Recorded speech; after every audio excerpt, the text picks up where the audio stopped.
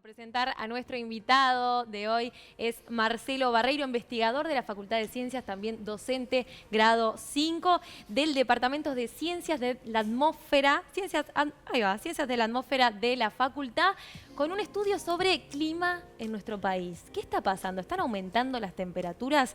¿Son fenómenos normales que se han dado en los últimos años? ¿Cómo estás? Buenos días, muchísimas gracias por estar con nosotros hoy. ¿Qué está pasando con la temperatura de Uruguay? Bueno, muchas gracias por la invitación, es un gusto estar aquí. Sí, a ver, está claro que las temperaturas en nuestro país han aumentado, así como han aumentado en la mayor parte del planeta, digamos. ¿Sí? El cambio climático, si uno lo quiere mirar, tiene una de las manifestaciones más importantes en el aumento de temperatura de todo el planeta. Y el cambio climático es un hecho, o sea, ya lo que se define como cambio climático, que es la acción humana sobre el clima, o sea, el impacto de las acciones humanas sobre el clima, eso ya está demostrado casi con un 100% de certeza por cientos de científicos a nivel mundial. O sea que cuando... cuando veamos cambio climático, uno tiende a pensar en cambio de temperatura. Es una de las mayores evidencias de cambio climático, pero también hay otras. Cambios en las lluvias, disminución en los hielos, cambio en los regímenes de vientos. Hay un montón de otros factores que también están asociados al cambio climático. Pero la temperatura es como que la mayor evidencia. O sea que esa excusa que ponen aquellos negacionistas del cambio climático, que dicen, siempre hubo cambio climático. Hubo glaciaciones, después hubo periodos de más calor, o sea, siempre lo hubo. Pero en esos siempre nunca estuvo el hombre. Exactamente. A ver, no hay duda que siempre hubo cambios climáticos, pero la palabra cambio climático se asocia a la acción humana sobre el clima. Entonces, sí, si uno mira desde un punto de vista geológico, sin lugar a dudas hemos tenido periodos mucho más fríos que el actual y mucho más cálidos que el actual. ¿También? Los dinosaurios vivían un clima mucho más cálido que tenemos hoy. Si uno lo mira desde una perspectiva geológica de los últimos 60 millones de años, el clima se enfrió. Claro. Pero si uno mira de la perspectiva de los últimos 100 años o de la época preindustrial, al día de la fecha de hoy, el clima se calentó. Entonces, para estudiar el cambio climático hay como dos cosas. Una es la detección del cambio. Uno tiene que decir, bueno, hay un cambio, ocurrió. Y el otro es la atribución de ese cambio. ¿Por qué ocurrió? Entonces, cuando uno habla de cambio climático, tiene que ver las dos cosas. Encontrar ese cambio y atribuirlo a la acción humana. ¿Está bien? Entonces, esa segunda parte, que es la atribución a la acción humana, al día de hoy, en algunas variables como la temperatura, es casi 100% cierta. En otras variables, como precipitación, vientos, algunas cosas son más ciertas que otras. Es más fácil decirlo, bueno, sí, realmente cambió o, bueno, tenemos ciertas dudas que haya cambiado. Este numerito de aumento de temperatura que a ustedes les llamó la atención en el estudio, ¿de qué cifra estamos hablando? Bueno, a ver, a nivel global, la Tierra ha aumentado cerca de 1 grado. ¿Sí? No parece mucho, pero vamos a ver que tiene varias consecuencias. A nivel de Uruguay, si uno hace el promedio de las temperaturas de Uruguay en los últimos 60 años, ha aumentado cerca de 0,8 grados en promedio. Pero, por ejemplo, aunque sea un país tan chiquito, Uruguay tiene diferencias. En el este del país, las temperaturas aumentaron más cerca de 1,4 grados y en el oeste bastante menos, capaz que 0,8, 1 grados, en el sur un poco 0. En tan el área poca metropolitana franja de 0,7. Exacto. Exactamente. Para darles una idea de la heterogeneidad de los cambios. Uno piensa, bueno, se calentó el globo 1 grado. Pero eso no quiere decir que todas las regiones se calentaron lo mismo. Si para Uruguay tenemos una diferencia de 0,5 grados en nuestro territorio, que es chiquito, claro, imagínense a nivel global. Entonces hay lugares como en los polos que se calentó cerca de 3 grados, por ejemplo. Y en lugares cerca de los trópicos que se calentó menos, bastante menos. Entonces, ¿qué pasa si yo caliento en los polos 0,3 grados? 3 grados. 3 grados. Bueno, eso lo que va a ocurrir es que los hielos van a disminuir, la cobertura de hielos va a disminuir. Y eso es lo que se ha observado, por ejemplo, en el hemisferio norte. El hielo, que generalmente tiene el mínimo durante el fin del verano en el hemisferio norte, es cada vez menor. Hay una tendencia muy clara a que la cobertura de hielo de mar, sobre el mar, o el polo norte está sobre el agua, digamos, ¿sí?, es cada vez menor. Y esa tendencia negativa a la cobertura del hielo realmente es una consecuencia clara del cambio climático. ¿Y qué pasa cuando se deshiela, cuando se reduce la cantidad de hielo? ¿Cuáles son las consecuencias para el resto, para la fauna, para los océanos? Bueno, pasan muchas cosas. Cuando el hielo que está sobre el agua se descongela, no cambia mucho a nivel de altura a nivel del mar. Pero cuando se descongela hielo que está sobre el continente y esa agua se escurre al nivel del mar, bueno, empieza a aumentar el nivel del mar. De la misma forma, el océano se ha calentado mucho globalmente, y eso también aumenta el nivel del mar. Pensemos que el nivel del mar está aumentando cerca de 3 milímetros por año en las últimas décadas. Eso a nivel de Montevideo, piensen que en 100 años ha aumentado cerca de 20 centímetros en Montevideo, el nivel del mar, en otros lugares bastante más. Y ese descongelamiento de los hielos que están en los continentes, digamos, si terminaran, cosa que no va a ocurrir en el corto plazo, pero si terminaran, para que tengan una idea de cuánto hielo hay en la Antártida, congelado. Imagínense que en la Antártida hay cerca de una montaña de hielo de 2-3 kilómetros de altura. En Groenlandia una montaña de hielo de 2-3 kilómetros de altura. Si todo eso se descongelara, que no va a ocurrir, vamos a dejar de joder, pero no va a ocurrir, pero para tener una idea de la cantidad de agua que hay acumulada, la altura del nivel del mar a nivel global aumentaría 70 metros. Entonces, cuando uno es 70 metros, para tener una idea de lo que estamos hablando. 70 metros todo a nivel global, 70 metros. Eso no va a ocurrir. Pero para tener una idea de la cantidad de hielo que tenemos guardado en los casquetes polares.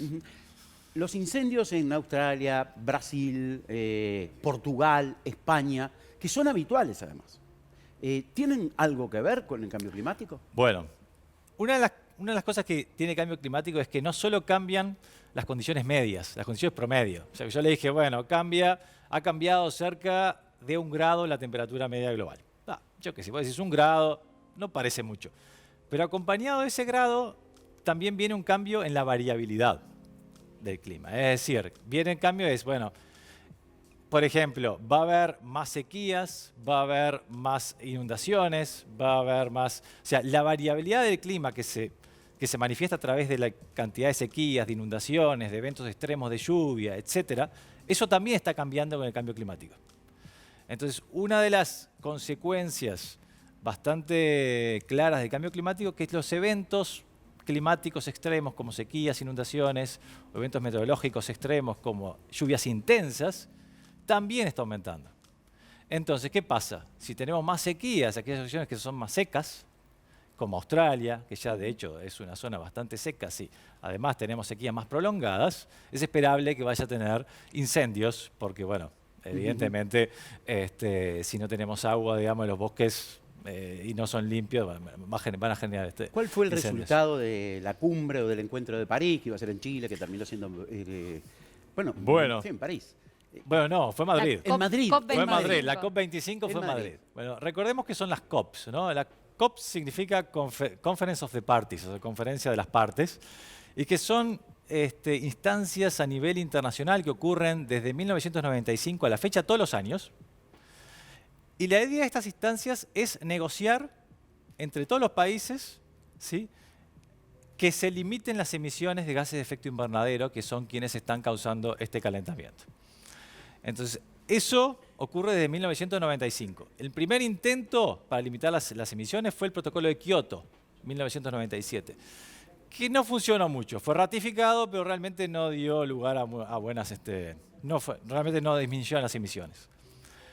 Con el correr de los años se fue dando cuenta la comunidad internacional que realmente hay que parar las emisiones porque realmente tenemos poco tiempo para llegar a calentamientos que pueden ser bastante críticos para el planeta. Entonces, en la COP21, que es la que ocurrió en París en el 2015, lo que ocurrió es que los países se pusieron de acuerdo en limitar, finalmente, nuevamente, en limitar las emisiones de gases de efecto invernadero. En particular, dióxido de carbono, metano, óxidos nitrosos. ¿Qué pasa? Ahí se pusieron de acuerdo. El tema es que hay que implementarlo. Claro. Y una de las cosas importantes que tiene que ponerse de acuerdo es lo que se llama el mercado de carbono. O sea, todos los países que dicen, bueno, tiene que decir, bueno, yo voy a comprometerme a emitir tanto carbono. Fantástico. O sea, voy a reducir lo que pueda el carbono en los próximos años. Ahora, algunos países pueden tener eso más simple que otros, ¿no? Otros capaz que tienen la economía tan desarrollada de una forma basada tanto en carbono que les es difícil reducirlo drásticamente. Entonces lo que hacen es, otros países que les es más fácil cambiar la economía de carbono a energías más limpias, le venden como créditos de carbono a los países que no han podido cambiar o reducir sus emisiones en el tiempo. Entonces, hay un mercado de carbono. Yo reduzco... Ese crédito de carbono es el país que emite carbono y no puede bajar, paga su deuda de carbono a los países que lo bajan, dándoles dinero a esos países. No, se los compra, digamos. En definitiva, se los compra en el sentido de que, ¿Qué le compra? Le compra el hecho de que, bueno, ahí es donde está el tema. Le compra yo reduje el carbono tanto, bueno, el otro país se queda con eso, ¿sí?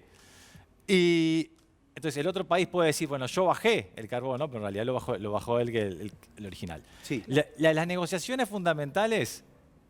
¿No es una trampa climática esa? Sí. No, la negociación fundamental es por qué se trancó en la COP26, la COP25 ocurrió este año, es porque no se pusieron de acuerdo en esa doble contabilidad de carbono.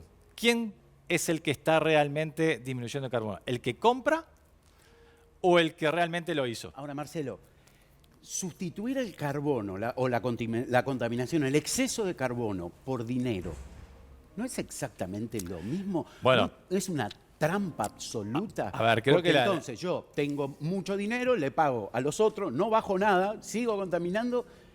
O sea, el carbono por dinero. Bueno, al día de hoy lo importante es bajar las emisiones a nivel global. ¿Está bien? O sea, ese es el problema mayor que se tiene.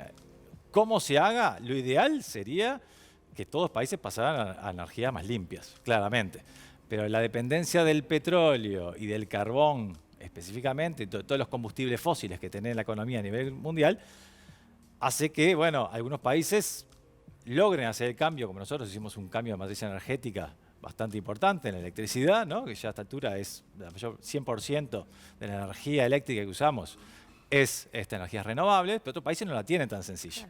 Entonces, bueno, ahí es donde está el quid de la cuestión, cómo hace cada país para ajustarse, ¿sí?, a esa disminución del dióxido de carbono. A ver, yo creo que la solución es, digamos, quizás que uno puede pensar que sería lo ideal es usar menos energía. Claro. Pero todo apunta a que usamos cada vez más energía. ¿Está bien? O sea, cualquier cosa que uno use, digamos, siempre tiene una energía asociada. Entonces, ¿qué pasa? De alguna forma, siempre estamos cambiando la matriz energética que tenemos hoy por otra y no estamos cambiando el comportamiento. Claro. Lo que estamos cambiando es la energía que usamos, pero el comportamiento en el uso cada vez incremental de la energía no lo estamos cambiando. Y eso quizás no es lo mejor. Yo creo que lo mejor sería usar, bueno, muchachos, dejemos de usar tanta energía, quizás. Hay que ver qué política se aplica a cada país, ¿no? Exactamente, y también es un problema no solo de política de cada país, sino un problema personal, ¿no? Exacto. Si uno toma el ómnibus para venir para acá, en lugar de ir en auto, gastaría menos energía que viniendo en auto. Uno desde su lugar puede hacer pequeños cambios. Hay pequeños cambios que uno puede hacer. Un tema importantísimo ahora para el verano es el de las cianobacterias, sí, que está muy relacionado con la temperatura de las aguas, la temperatura del ambiente. ¿Qué pasa ahora? ¿Cómo vienen los estudios y qué se espera para lo que viene de la temporada y de los próximos años? Bueno, a ver, las cianobacterias es un tema bastante complejo, tiene causas bastante diversas. Las cianobacterias siempre existieron, digamos, en nuestra costa. Y con esto quiero primero aclarar una cosa. Yo no soy experto en cianobacterias, pero lo que les puedo comentar es un trabajo que hizo el grupo del CURE Rocha y otras instituciones. También hubo docentes del Departamento de Ciencias de la Atmósfera involucrados en ese estudio. Yo no estuve en ese estudio, pero les puedo comentar un poco los resultados. Las cianobacterias esencialmente lo que necesitan es aguas con poca salinidad, ¿sí?, para vivir. Necesitan muchos nutrientes para crecer, comida, ¿sí?, y necesitan aguas cálidas y quietas esencialmente para desarrollarse. Entonces, ese combo de cosas se dio el verano pasado. ¿Por qué? Porque en primeros días de enero en la río Uruguay, en la cuenca del río Uruguay, llovió muchísimo. Hubo un evento de lluvia cercano a 700 milímetros en pocas semanas. Esa agua luego escurrió por el río Uruguay, llegó al río de la Plata y con ello trajo aparentemente cianobacterias que estaban en que se desarrollaban en las aguas quietas de otras, por ejemplo, represas Alto Grande, Río Negro. represas Río Negro, etc. ¿Y eso a qué pasa? Eso vino las cianobacterias, hubo una ola de calor aquí, las aguas se calentaron y entonces tenían aguas cálidas, aguas quietas, mucha agua dulce con poca salinidad y lo que falta es la comida. Claro. ¿Y la comida qué es? Es todos los fertilizantes que usamos en las actividades productivas que escurren por los ríos. Nitrógeno y fósforo son dos nutrientes fundamentales para que eso se desarrolle. Entonces, un combo, claramente que no se da todos los años ese combo, pero realmente, bueno, eso hizo explotar a la comunidad de cianobacterias en toda la costa del Río de la Plata de Uruguay. Para este verano, como les decía, ese evento de lluvias tan importante no es esperable que se dé porque realmente es un evento que se dio en décadas. Sí. ¿Está bien? Pero bueno, de nuevo, las cianobacterias están. El tema es que las floraciones qué tan grandes van a ser dependiendo de Todavía no ha estos habido ingredientes que les diga. Cruzamos los Todavía no ha dedos, habido cruzamos los tan dedos. altas temperaturas. Marcelo, gracias por estar con nosotros. Feliz año. Y quédate porque enseguida te decimos cómo hacer, a qué edad hay que darle celular a los hijos. Perfecto, es un gusto haber estado acá. Gracias. Realmente un placer.